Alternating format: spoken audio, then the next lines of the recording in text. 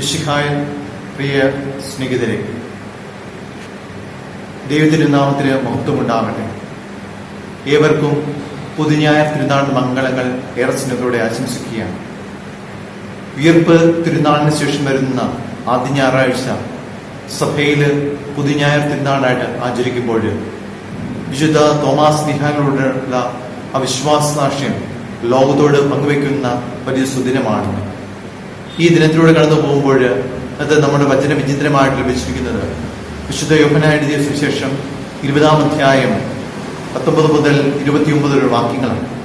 ഈ വചനഭാഗം രണ്ട് പ്രധാനപ്പെട്ട ചിന്തകളെ സൂചിപ്പിക്കുന്നതാണ്. ഒന്നാമത്തെ ഭാഗം എന്ന് പറയുന്നത് ഈശോ തന്റെ ഉത്ഥാനത്തിന് ശേഷം പ്രിയപ്പെട്ട ശിഷ്യന്മാർക്ക് പ്രത്യക്ഷപ്പെടുന്ന രംഗമാണ്. രണ്ടാമത്തെ ഭാഗം എന്ന് പറയുന്നത് തോമാസ് സ്ലീഹായുടെ സംശയത്തെക്കുറിച്ചുള്ള ചിന്തകളാണ്. ഈ രണ്ട് ഭാഗങ്ങളുടെയും പ്രധാനപ്പെട്ട പശ്ചാത്തലം എന്ന് പറയുന്നത് വചനത്തിലൂടെ കടന്നു പോകുമ്പോൾ നമുക്കറിയാം, ഈശോ തന്റെ ഉത്ഥാനത്തിന് ശേഷം തന്റെ പ്രിയപ്പെട്ട ശിഷ്യന്മാർക്ക് പ്രത്യക്ഷപ്പെടുന്ന അവസരത്തിൽ തോമാസ് സ്ലീഹ അവരോടൊപ്പമില്ല. ഈശോ തങ്ങൾക്ക് പ്രത്യക്ഷപ്പെട്ടുവെന്ന് തോമാസ് സ്ലീഹായോട് ശിഷ്യന്മാർ പറയുമ്പോൾ അത് മനസ്സിലാക്കാതെ പോകുന്ന തോമാസ് സ്ലീഹ, ഒരു സംശയാലുവായിട്ട് മാറുന്ന തോമാസ് സ്ലീഹയാണ് നാം വചനത്തിലൂടെ കണ്ടുമുട്ടുക. ഈ തോമാസ് സ്ലീഹായ്ക്ക് എന്തുകൊണ്ടാണ് ഇപ്രകാരമുള്ള സംശയമുണ്ടായത്? ക്രിസ്തുവിനെ തിരിച്ചറിയുന്ന തോമാസ് സ്ലീഹ തന്റെ ജീവിതത്തിൽ ഉദ്ധിതനായ ക്രിസ്തുവിനെ തിരിച്ചറിയാതെ പോകുന്ന അവസ്ഥയാണോ ഈ സംശയത്തിലേക്ക് നയിക്കുന്നത്? ഈ ഒരു സംശയം എന്ന് പറയുന്നത് ഉദ്ധിതനായ ക്രിസ്തുവിനെ തിരിച്ചറിയാതെ പോകുന്നതല്ല, മറിച്ച് തന്റെ കൂടെയുള്ള ശിഷ്യന്മാരുടെ ആ വലിയ അവിശ്വാസക്കുറവ് കൊണ്ടാണ് തോമാസ് സ്ലീഹായ്ക്ക് ഇപ്രകാരം ഒരു സംശയം ഉണ്ടാവുന്നത്.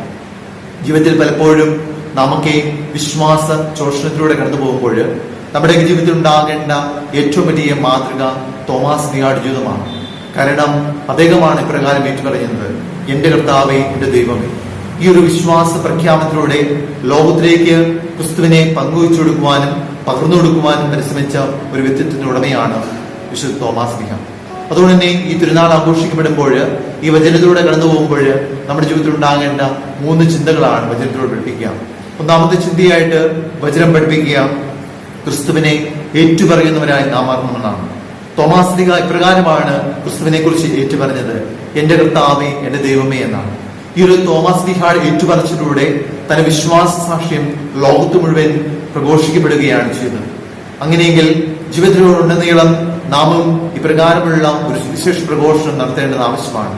മാമോദിസ ജലം തലയിൽ വീണുകൊണ്ട് നമുക്ക് ഈ ക്രിസ്ത്യാനികളായി മാറിയെങ്കിൽ ഈ ക്രിസ്തുവിനെ സാക്ഷ്യം വഹിക്കുവാനായിട്ട് വിളിക്കപ്പെട്ടവരാണ് ഓരോ ക്രിസ്ത്യാനി എന്നും തോമാസ് സ്ലീഹ ലോകത്തോട് പങ്കുവയ്ക്കുകയാണ് ചെയ്യുന്നത്. അതിനാൽ ഈ തിരുനാൾ ആഘോഷിക്കപ്പെടുമ്പോൾ നമ്മുടെ ജീവിതത്തിൽ ഉണ്ടാകേണ്ട ഒന്നാമത്തെ ചിന്ത എന്ന് പറയുന്നത് ഇപ്രകാരം ക്രിസ്തുവിനെ ഏറ്റുപറയുന്നവരായി നാം മാറണമെന്നാണ്. വീണ്ടും ഈ വചനഭാഗം നമുക്ക് നൽകുന്ന രണ്ടാമത്തെ ചിന്ത എന്ന് പറയുന്നത് ക്രിസ്തുവിന്റെ മനോഭാവമുള്ളവരായി മാറണമെന്നാണ്.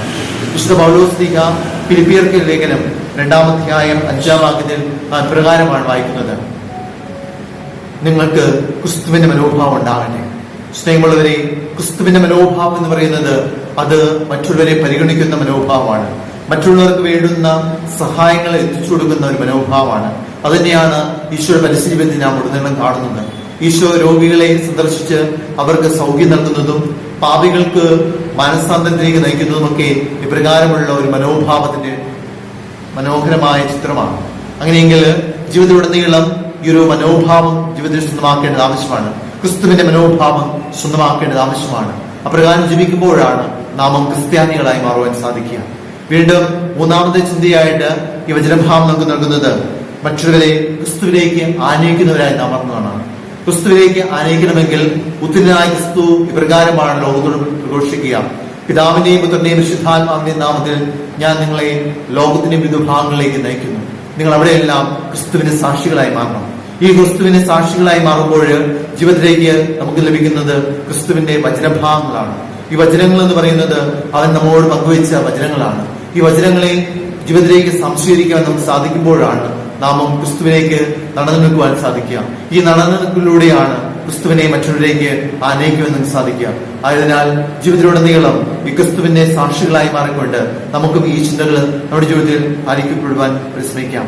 ഈ തിരുനാൾ ആഘോഷിക്കപ്പെടുമ്പോൾ നമ്മുടെ ജീവിതത്തിലും തോമാസ് ശ്ലീഹ നമുക്ക് വരച്ചു കാട്ടുന്ന ഈ ചിന്തകൾ സ്വന്തമാക്കാം. ക്രിസ്തുവിനെ ഏറ്റുപറയുന്നവരായി മാറുവാനും ക്രിസ്തുവിന്റെ മനോഭാവമുള്ളവരായി മാറുവാനും ഒപ്പം തന്നെ ക്രിസ്തുവിനെ മറ്റുള്ളവരിലേക്ക് ആനയിക്കുന്നവരായി മാറുവാനുള്ള വലിയ ചിന്തകള് നമ്മുടെ ജീവിതത്തിൽ സ്വന്തമാക്കിക്കൊണ്ടുള്ള ഒരു ജീവൻ നയിക്കുവാനുള്ള കൃപയ്ക്ക് വേണ്ടി ദിവസം പ്രാർത്ഥിക്കാം. ദൈവം നമ്മെല്ലാം സമൃദ്ധമായി അനുഗ്രഹിക്കട്ടെ. ആമേൻ.